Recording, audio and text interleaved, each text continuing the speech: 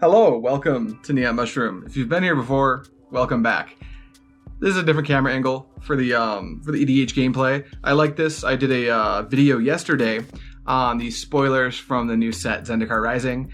If you want to see my take on some of those cards in the context of like how I think they do in Commander, check that video out. I'll link it in the description. Today we got some Commander though. We've got one deck returning for the second time and three decks that have never seen a single game on this channel. They're all brand new to us. So let's not talk too much. Let's just go ahead and get in to what decks everyone's playing and have a look at some opening hands. Alright, first we have Jake bringing his Xyris, the Writhing Storm deck, back for a second game on the channel.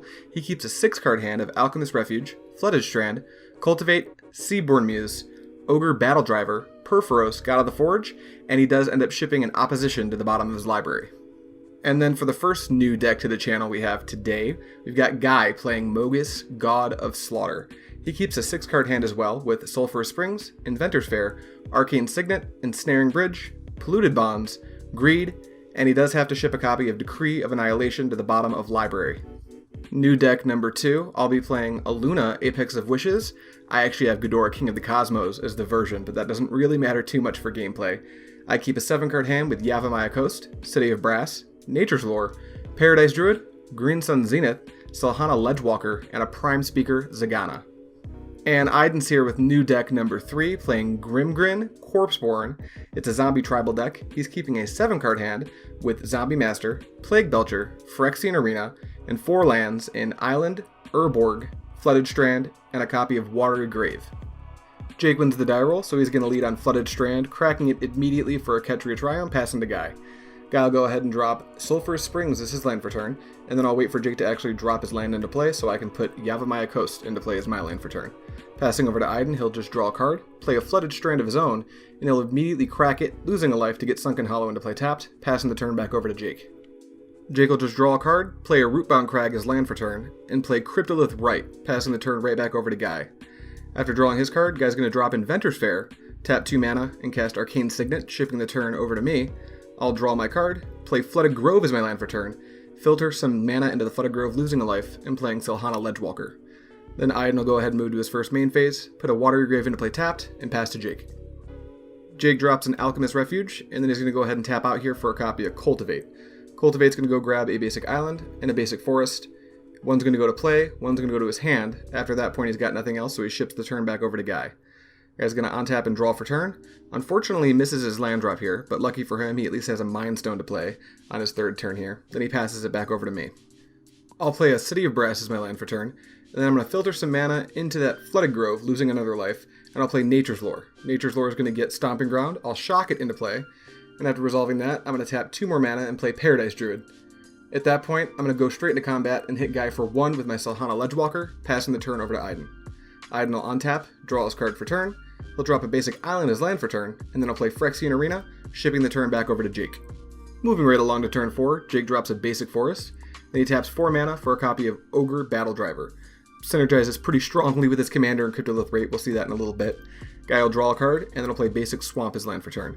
At that point he'll tap out for Polluted Bonds, which is kind of what his deck wants to be doing on turn 4, so that's pretty good for him. I'm going to untap and draw my card. At this point I'm going to tap 2 mana, and I'm going to actually mutate Parcel Beast over my Selhana Ledgewalker. I'm going to mutate it on the top, and then before I do anything else, I'll float some mana. I'm going to filter into Flooded Grove, and then I'm going to activate the Parcel Beast. It's going to get a Cascade Bluffs into play untapped, and that'll trigger Polluted Bonds. Then I'll play Sensei's Divining Top and pass the turn back to Aiden. Aiden will get an extra card and lose a life to Phyrexian Arena. He'll drop Urborg, Tomb of Yawgmoth as his land for turn, and then play a Zombie Master, shipping the turn right back over to Jake. Jake's going to drop Shivan Reef as his land for turn, triggering Polluted Bonds. He's going to float some mana, and he's going to decide it's time to cast his commander. It now has +2 and haste because of his Ogre Battle Driver, and he decides it's time to move straight into combat and hit Guy for 5. After putting 5 commander damage on Guy, they both draw 5 cards, and Jake makes 5 snake tokens. These do have haste, and they also tap for mana, so this is going to be pretty dangerous. At that point, Jake's going to decide to tap some of these snakes for mana per his Ogre Battle Driver and his Cryptolith Right, and the first thing he's going to do with that mana is cast a copy of Wheel of Fortune. That's going to have us all discarding our hands, and we're all going to draw 7 cards. And this is going to give Jake a total of 21 snakes because of his commander being in play. After getting his snakes in order, he's going to use another one of those snakes to make some more mana. This time he's going to cast Soul Ring. Now that the Soul Ring's in play, he's going to use some more snakes in conjunction with Cryptolith Rite, and now he's going to wheel us again. This one has Winds of Change, so we're going to shuffle our entire hands into our libraries and draw that many cards. Since we all had 7 cards from the previous wheel, Jake makes another 21 snakes. At this point, we all have a ton of new cards, so Jake's going to decide to dump some of the cards in his hand into play before passing his turn. He'll use some snakes for mana, and the first card he'll play is Fellow Stone. Then he's going to use some more snakes for mana. This time he wants an Impact Tremors into play, which is particularly terrifying with his board state. He can probably make a lot of snakes all at once at this point. And then he's going to play Sky Shroud Claim. He'll get 2 lands, and this will trigger Polluted Bonds twice, draining him for 4, and Guy will gain 4. Finally, he'll pass the turn to Guy. Guy's going to play his land for turn, and then he's going to move to tap some mana, doing some math, realizes math's for chumps, taps out for an Erebos, God of the Dead, and a Sensei's Divining Top. At that point, he'll ship the turn right back to me. Before he can, I'm going to tap 2 mana, and I'm going to try really hard to Petty Theft Jake's Cryptolith Rite. He'll respond with Swan Song, and I will get a bird before untapping and taking my 5th turn. Looking over at Jake's side of the board, you can hardly believe it's only turn 5. But after untapping, I'll play an island as my land for turn, triggering the Polluted Bonds, and then I'm going to spin my top. After looking at the top 3 and deciding which way I would like to arrange them, I'm going to tap all of my mana, and I'm going to cast my commander, Ghidorah, and I'm going to decide to mutate it over my current mutate stack, all the way on the top. At that point, it'll trigger, and I'm going to cascade basically till I hit a non-land permanent. That's going to be Kiki-Jiki, and I will allow it to come into play. At that point, I'm going to activate Kiki-Jiki, forgetting to tap it actually. I'll make a copy of Paradise Druid, and then I'll use that copy of Paradise Druid that has haste to spin my top once again.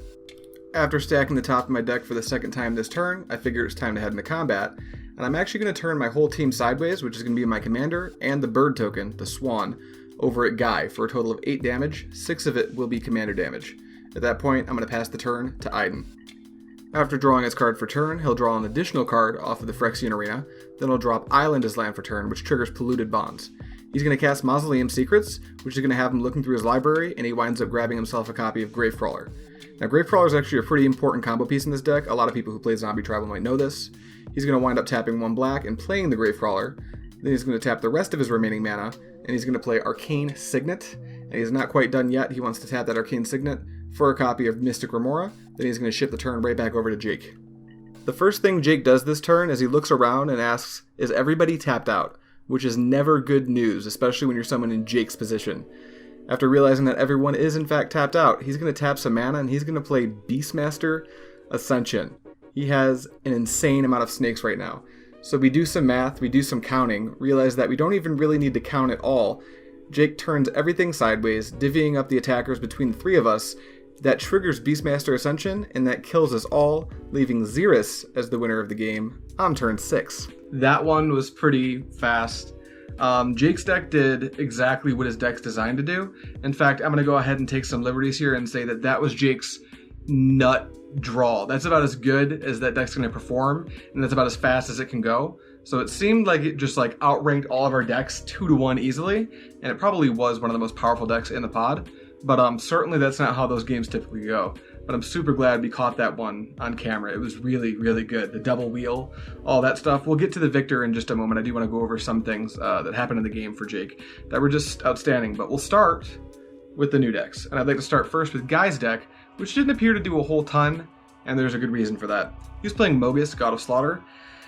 His build is kind of a Staxy type of deck that wants to slowly win the game by draining everyone's resources, including their life total, and denying them the ability to play the game at a quick enough rate to stop him from existing, and his existence is what kills everybody.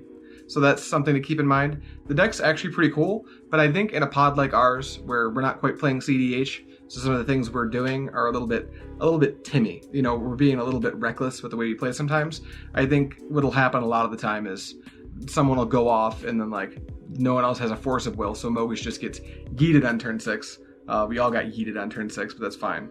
We'll see some more of the Mogis deck. There might be a little bit more to that deck than meets the eye. We got to play it in a few different pods, a few different scenarios. See how good that deck is. Then we'll go with me. I like my deck. I was playing Ghidorah, King of the Cosmos, or Illuna, Apex of Wishes. It's a really cool deck. I think it tops off at a 6 or a 7 on the power level scale, and a low 7 at that. It's actually a very expensive build. I'll get a list together so you guys know what I'm playing with. But that deck's playing cards like Scroll Rack and just things that you typically put in decks that aren't doing fair stuff.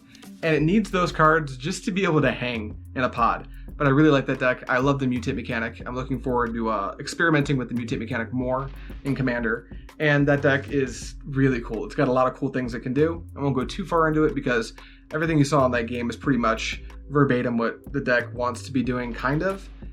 The Kiki Jiki that you guys saw, it kind of nombos with the mutate stacks when there's a legendary creature in it, because it can't copy legendary creatures. However, the deck kind of cascades through itself, so there is a Pestermite in the deck that I do play the Kiki Jiki combo. And then who else do we have? Iden. He's playing a deck that I actually constructed. It's Grimgrin, Corpseborn. And that deck is kind of just like a get on the ground zombies tribal deck. It wants to grind value, and eventually it'll try to win with something like Gravecrawler and Phyrexian Altar with like a some type of aristocrat effect, like there's a few of them, like Plague Belcher's a zombie, so if you have Plague Belcher, you can sack your Gravecrawler to Phyrexian Arena, deal damage to everybody, then play it back off the black mana you generated from Phyrexian Arena. That's a loop, you can keep it going. You can use Grimgrin as a sack outlet as long as you have like the Blood Artist effect. That's kind of what the deck wants to do in the late game, and early it's just kind of trying to grind value. And I put some cards in there like Mystic Remora that you guys saw that are really good in games that go a bit longer, but that game ended on turn 6, and it was Jake. Every single turn Jake took kind of led up to that really awesome win at the end. He just opened with a land, no biggie, get my 3-color land so my mana's perfect. Then he went into a Cryptolith Rite, which is insane when he can make a ton of snakes. It was his turn 3. He played Cultivate to accelerate on mana so he could play his Xyris a turn early, followed by Ogre Battle Driver, and none of us had an answer for it. So when he was able to follow it up with Xyris, and it had 5 power, when he attacked Guy, it triggered Xyris, and both Guy and Jake drew 5 cards, giving him 5 snakes, which is like, that's 5 Lotus Petals in that scenario. No, they're not even Lotus Petals, you don't have to sack them. It's not like he had an altar, he had a Cryptolith Rite, and those snakes had haste. At that point, he was able to wheel a bunch and make a billion snakes. None of us had the answer to Beastmaster Ascension, and he got us. And it felt a little bad at the time, but looking back at the game, I'm really happy with how it turned out. It was an entertaining game to edit. I hope it was an entertaining game to watch. I won't ramble on too much longer. This isn't the only video coming out today. I am covering the spoilers from today. I'll be covering the spoilers from every day until the entire Zendikar Rising set is, fully spoiled. And then maybe we'll have a talk about the set in general and its context to Commander, and maybe even some other formats. That could be cool. I'm going to stop rambling. Thank you guys so much for watching, and I will see you next time.